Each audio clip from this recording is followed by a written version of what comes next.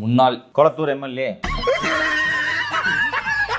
முதலமைச்சர் உண்மையா இல்லையா? நான் சொல்றது உண்மையா இல்லையா? அது பதில் சொல்லு நீ. உண்மைதான் சார். சரி, கொத்து பொத்தா போட்டது உண்மையா இல்லையான்னு சொல்லிட்டு மறுபடியும் ரீகவுண்ட் கேட்டிருந்தாங்க. எத்தனை ரீகவுண்ட் வேணா கேட்கலாம். 9000 ஓட்டுல இருந்து 15000 ஓட்டுல வேணா மாறுமே தவிர 9000 ஓட்டுல இருந்து ஒரு ஓட்டு கம்மியாகாது. அதற்கு சென்னை மாநகராட்சி ஆணையர் சார்பில் வந்துட்டு ரீகவுண்ட் நடத்தினாங்க. அனைத்தும் சரியாகவே இருக்கிறது என்று நேற்று பிரஸ் மீட்ல சொல்லியிருக்காங்க. எந்த ஃபால்ட்டும் இல்லை, 100% கரெக்டா இருக்கு. என்ன பாக்குற? துப்புறானேனா உன்ன மூஞ்சில வேற யாரும் துப்ப கூடாது பாரு. அதான் நான் துப்புறேன். தோத்துக்கிட்டே இருக்கீடா. தேர்தல் முடிவுகள் மாறக்கு வாய்ப்பு இருக்கா? ஸ்டாலின் மீண்டும் சட்டசபை போக வாய்ப்பு இருக்கா? விவிபேட்டை என்னன்னா திமுக மீண்டும் ஜெயிக்கும், ஸ்டாலின் மீண்டும் ஜெயிப்பார். என்னென்ன சொல்றோம் பாருங்க. கம்பி கட்டுற கதையெல்லாம் எடுத்து போடுறாங்க. முதல்வர் அவர்கள் ஒரு விஷயத்தை புரிந்து கொள்ள வேண்டும். கொத்து பரோட்டா எப்படி போடுவார்கள்? இப்படி இருந்தா போட்டு டம்மு டம்மு டம்மு அதான்ப்பா, அந்த மசாலா எல்லாம் போட்டுட்டு பரோட்டா பிச்சு போட்டுருவாங்க. பிச்சு போட்ட பரோட்டா மீண்டும் ஒன்றாகுமா? அப்போது கொத்தியது தான். சொன்னா உனக்கு இதெல்லாம் வேணான்னு இப்பெல்லாம் அவன் நினைச்சு கூட பார்க்கலண்ணா. ஏதோ ஒரு அவசரத்தில் நடந்துச்சுண்ணா. லைஃப்பை தொலைச்சிட்டியாடா. நானா இப்பெல்லாம் சொல்லாதண்ணா. உன்ன என்ன சொல்றது இல்லையா? அப்போ அதை போய் நீங்க சரி பண்ணணும், போய் இது பண்ணணும்னு போய் பாக்குறீங்க. இன்னொன்னு முன்னாடி கொத்திட்டாங்க, அது பழசாயிருக்கும். ஜோக்ஸ் அப்பார்ட், ஸ்டாலின் அவர்கள் அரசியலில் இருந்து ஓய்வு பெறுவது அவருக்கு நல்லது என்று எனக்கு தோன்றும். இதெல்லாம் தேவையில்லாத வேலை. ப்ரோ சூத்து மூடிட்டு போனாலும் உட்காருங்க ப்ரோ. 1008 டென்ஷன்ல இருக்கு ப்ரோ, ப்ளீஸ் ப்ரோ. கொளத்தூர் மக்களே நம்பாத அளவுக்கு கொளத்தூர் திமுக தலைவர் ஸ்டாலினை ஒரு ரவுண்ட கூடயா ஜெயிக்க முடியாத அளவிற்கு தோற்கடிப்பார். இது எப்படிங்க ஏற்றுக்கொள்ள முடியும்? அது நல்லா கத்தியது, கதறியது, ஊரை கூட்டியது. ஸ்டாலின் தோற்கடிக்கப்பட வேண்டும், முக்கியமான அமைச்சர்கள் தோற்கடிக்கப்பட வேண்டும், திமுக அமைச்சர்கள் தோற்கடிக்கப்பட வேண்டும், திமுக தோற்கடிக்கப்பட வேண்டும் என்று பிளான் பண்ண அமித்ஷாவுடைய திட்டம் இங்கு நிறைவேற்றப்பட்டிருக்கிறது. அவ்வளவுதான். இவன் சரியான பைத்தியம் இல்ல, சரியாகாத பைத்தியம்டா. இப்போது அந்த திமுக முன்னாள் அமைச்சர் பெரிய கருப்பன் ரீகவுண்டிங்கு கேட்கிறாருன்னா அதுல பொருள் இருக்கிறது. ஒரு ஓட்டுல தோற்றிருக்காரு, அதுல பொருள் இருக்கிறது. இல்ல ஒரு 50 ஓட்டுல ஒருத்தர் தோற்றிருக்காரு, ஜெயிச்சிருக்காரு. 200 ஓட்டுல ஒருத்தர் தோற்றிருக்காரு, ஜெயிச்சிருக்காரு. அப்போ போய் நீங்க ரீகவுண்டிங் கேட்கறதுல பொருள் இருக்கிறது. 8000 ஓட்டு ஏன்? சரி, போன தடவை தாவேக்கு ஆட்சி இருந்து இது மாதிரி நடந்திருந்தா கூட பரவாயில்ல. உங்களோட ஆட்சி விடுங்கண்ணா. இல்லப்பா, அடிமேல் அடி விழுந்துகிட்டே இருக்குப்பா. எத்தனை அடியை தான் சமாளிப்பேன். ஸோ நமக்கு ஏற்ற மாதிரி ஒரு நோடல் ஆஃபீஸரை போட்டு நம்ம ஜெயிச்சலான்னு சொல்லிட்டு தான் கணேசனை போட்டிங்க. அதுவும் நடக்கலை. நிச்சயமாக ஸ்டாலின் அவர்களே ஒரு வாட்டி ரீகவுண்ட் ஒன் மோர் போயிடலாமா என்று அவரே சொல்லியிருக்க வாய்ப்பு இல்லை. கூட இருக்க அல்லக்கு ஏதோ ஒரு ஐடியா கொடுத்தது. கரெக்டா அண்ணே?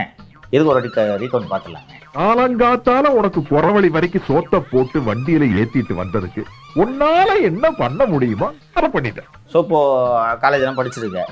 வாத்தியார் கீத்தியாரை செட்டிங் பண்ணி ரீவேல்யூவேஷன் போட்டால் அதில் அர்த்தம் இருக்கு. சார் போட்டு விடுங்க சார். இது எப்படியா நடக்கும்? ஸ்டாலின் அரசியலுக்கு லாயக்கு இல்லை. யாரு இவனா? இங்க வா வா வா. இவன் சரியா வர மாட்டான்டா. தேர்தலுக்கு முன்பு நடந்த ஒரு உரையாடலை சொல்கிறேன். போலிங் முடிஞ்சிருச்சு. ஒரு 3 கட்சி பிரமுகர்கள் இருக்கிறார்கள். எனக்கு எப்படிங்க இருக்கு என்று கேட்கிறார். அண்ணே, என் தொகுதியிலே கஷ்டண்ணே, என்னமோ நினச்சோம், பயலுங்க இந்த சின்ன பயலுங்க அடிச்சுடுவாங்க போல என்று ஒருத்தர் சொல்கிறார். இன்னொருத்தர்கிட்ட கேட்குறாரு, நீங்கள் எப்படி அப்படின்னு? அநேகமாக எனக்கே விட்டு கொண்டு தோணுது என்று அவர் சொல்கிறார். அப்படியா என்று கேட்டுக்கொண்டிருக்கிறார். சிறிது நேரத்தில் எனது அருமை நண்பர் கே நேரு வருகிறார். ஸ்டாலின் கேட்குறார், என்னண்ணே அப்படின்ட்டு. அண்ணே, ஒரு 2 தானே டஃப் டெல்டாவில். காமராஜ் ஜெயிச்சிடும் அப்படி போல இருக்குது, இந்த விராலிமலையில் விஜயபாஸ்கர் ஜெயிச்சிடும் அப்படி போல இருக்குது. இப்போ மீதி 38 அடிச்சிடல அண்ணே. நேருவுக்கு பின்னாலேயே வேலு. அண்ணே, 28ல் ஒரு 3 தான் டவுட்டு, 25 கன்ஃபார்மாக அடிக்கணும். அவரு இந்த முதல்ல சொன்னாங்க 3 பேர் அண்ணே டஃப்னுன்ட்டு, மூஞ்சே சரியில்லை அப்படியே வச்சுட்டு இருந்தாங்க. இந்த நேருவும் வேலும் இந்த கணக்கை சொன்னோடனே ரைட்டு அப்படின்னு அப்படியே மலருதான் முகம். 3ஆம் தேதி நாளைக்கு ரிசல்ட் கவுண்டிங்கு. இன்னைக்கு வேலுகிட்ட கூப்பிட்டு, என்ன எப்படி இருக்கு அண்ணே, கூட்டணியோட சேர்த்து 150 தாண்டிடுவோம்ண்ணே. நேரு உள்விளையாட்டு அரங்கத்தில் வச்சுக்கலாமா, இல்லை அந்த அம்மா எப்பவும் சென்னை பல்கலைக்கழக நூற்றாண்டு விழா கட்டடத்தில் வைப்பாங்க, நேரு இது வைக்கலாமான்ட்டு நீங்கள் சொன்னீங்கன்னா நான் ஏற்பாடு பார்க்க போயிடுவேன் நான் இப்படி பேசினாராம். இவரும் சந்தோஷமா நம்மளையே கொத்து பரோட்டா போட போறாங்கன்றது கடைசி வரைக்கும் அவருக்கு தெரியும். ஒரு கேஸ்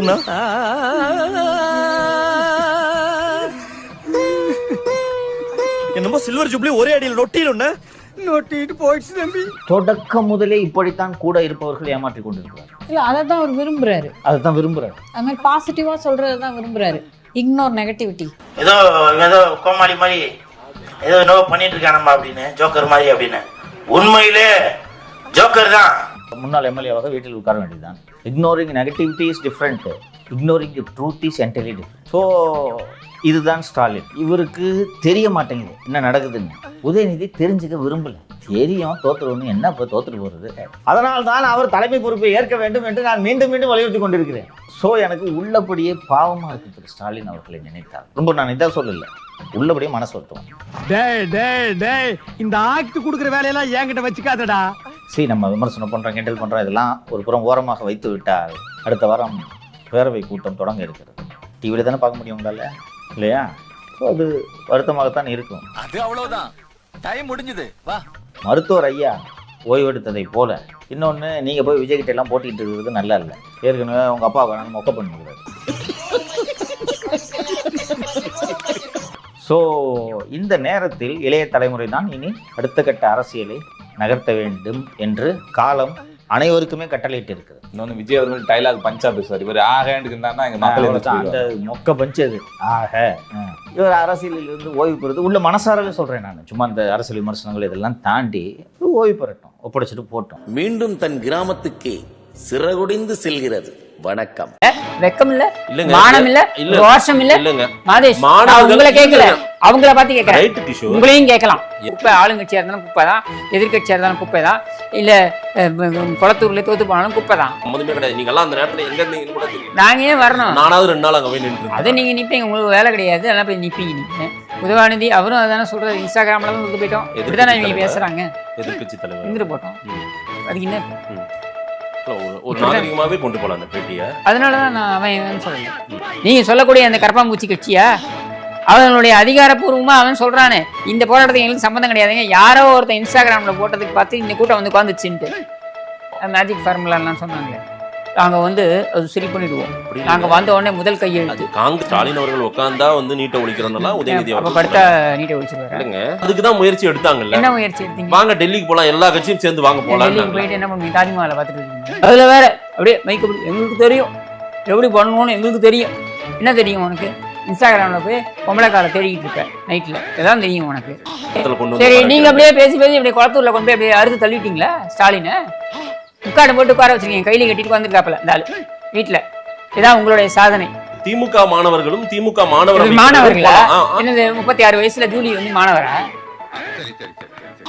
இல்ல ஜூலி கூட வந்து 2 அறவை காடுங்க, இதுங்கெல்லாம் மாணவர்களா? நீங்க ஜென்சின்னு சொல்லி கொண்டு வரக்கூடிய நபர்கள் யாரு? எல்லாமே இந்த 36, 37, 38 வயசு என்ன இந்த முத்தின பீசிங்களெல்லாம் கொண்டு வந்து நீ குறை வச்சுக்கிட்டு இதுங்களை வச்சுக்கிட்டு நீ வந்து ஜென்சின்னு டிஷர்ட்டை போட்டுட்டு இன்ஸ்டாகிராம்ல வந்து 4 படம் காமிச்சா உனக்கு ஓட்டு போட்டுருவாங்க மக்கள். உனக்கு அறிவு இல்லையா? வாக்கு வங்கியா உங்ககிட்ட இல்லையா? மறுபடியும் ஒரு புத்துணர்வு பெற வேண்டும். எப்படி பெறுவ? இந்த கோமாளி கூத்த வச்சு நீ பெறுவீங்களா? நானும் சொல்றேன், காங்கிரஸை வந்து கவுத்துட்டோம், எங்க பக்கம் இழுத்துட்டோம் அப்படின்றதுக்கு இப்படின்னாரு கிரிஞ்சு வேலையை பண்ணி நீங்க அந்த கிரிஞ்சு வேலையை பண்ணி உங்களுக்கு ஓட்டு வரப்போறது இல்ல. ஜூலி முகரைக்கு 4 ஓட்டு வருமா எக்ஸ்ட்ராவா? ஏடிஎம்கே ஆட்சிக்கு வரும்னு உட்கார்ந்து பேசுறீங்க. நீ கூட தான் ஸ்டாலின் வருவாரு. நீங்க என்னாச்சு குளத்தூர்லயே நக்கிட்டு போச்சு? அப்படி சொல்லல சார், நீங்க சொன்னீங்க ஸ்டாலின் தான் வருவாரு, தூக்கி வைக்க போறாரு. நீங்க நக்கிட்டு போச்சு. வெற்றி தோல்வி